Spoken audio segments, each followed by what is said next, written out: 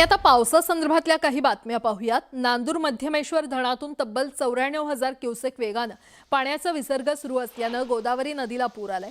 या पुरामुळे निफाड सिन्नर मार्गावरील पूल पूर्णपणे पाण्याखाली गेला असून वाहतूक ठप्प झालेली आहे। अनेक गावांचा संपर्कही तुटला असून नागरिकांना मोठ्या अडचणींचा सामना करावा लागतोय। तर गोदावरी नदीच्या पुराची ड्रोन दृश्य न्यूज 18 मराठीवर आपण पाहतोय।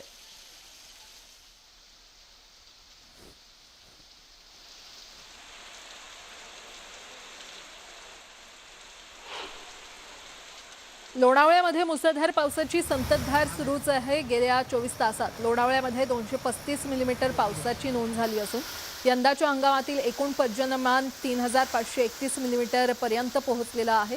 गेल्या काही दिवसांपासून सुरू असलेल्या मुसळधार पावसामुळे लोणावळ्यात विक्रमी पावसाची नोंद होत असून राज्यभरातून वर्षाविहारासाठी येणाऱ्या पर्यटकांना निसर्ग सौंदर्याची पर्वणी मिळाली आहे।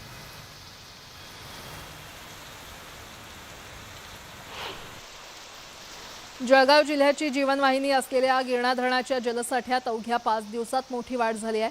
धरणाचा साठा 40% 70.93% पर्यंत पोहोचलाय। तर सध्याची पाण्याची आवक कायम राहिल्यास जुलै अखेर धरण ओव्हरफ्लो होण्याची शक्यता आहे। दरम्यान हवामान खात्याने पुढील 48 तासात जिल्ह्यात मध्यम ते जोरदार पावसाचा इशारा दिलाय। चाळीसगाव, भडगाव, पाचोरा आणि एरंडोल तालुक्यात मुसळधार सरींचा अंदाज व्यक्त करण्यात आलाय।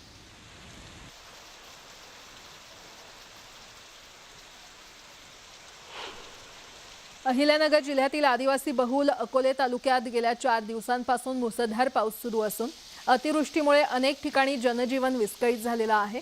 अतिवृष्टीमुळे पांजरे गावातील हरी शांताराम उघडे यांच्या घरावर मोठं भूस्खलन झालं। या दुर्घटनेत त्यांचं संपूर्ण घर मातीच्या ढिगाऱ्याखाली गाडलं गेलंय। घटनेची माहिती मिळताच पोलीस आणि वन विभागाच्या कर्मचाऱ्यांनी स्थानिकांच्या मदतीने तातडीने बचाव कार्य हाती घेतलं।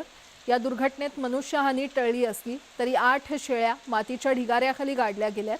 खबरदारीचा उपाय म्हणून हरी उघडे यांच्या कुटुंबासह परिसरातील आणखी 3 कुटुंबांचं सुरक्षित स्थळी स्थलांतर करण्यात आलेलं आहे।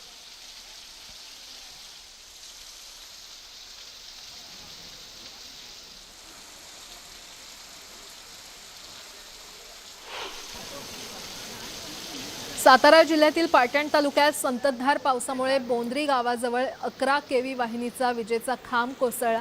त्यामुळे तब्बल 20 गावांचा वीज पुरवठा गेल्या 3 दिवसांपासून खंडित झालाय। 35 रोहित्र बंद पडल्याने हजारो नागरिकांना अंधाराचा सामना करावा लागतोय। मुसळधार पाऊस आणि वाहत्या पाण्यातून साहित्य नेऊन दुरुस्तीचं काम करताना महावितरणाच्या कर्मचाऱ्यांना मोठी कसरत करावी लागते।